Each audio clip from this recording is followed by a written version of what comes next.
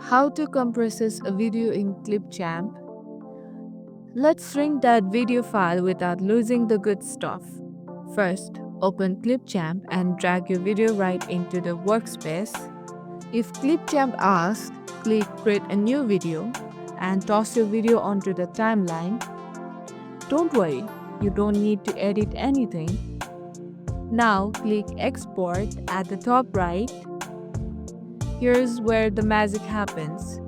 To compress your video, choose a lower resolution like 720p instead 1080p and set the quality to medium or small file size.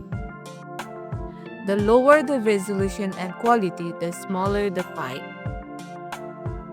And Clipchamp will start compressing. Grab a coffee. This part takes a few seconds. Once done, download your new lightweight video, ready to share, upload, and email without the buffering struggle.